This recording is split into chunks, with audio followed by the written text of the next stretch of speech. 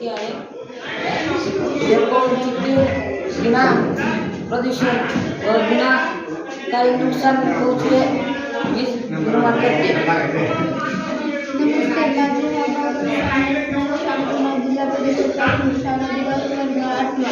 आमच्या प्रयोगाचे नाव आहे पवनचक्की. ब्लेड तयार होते. पवनचक्की हवेत ऊर्जा येते. पवनचक्कीमधून यांत्रिक ऊर्जा निर्माण होते. हा एक प्रयोगाचा उपयोग असतो. या प्रयोगाचा उपयोग आहे बियामधून तेल काढण्यासाठी, धान्य दळण्यासाठी, दूध उपसण्यासाठी.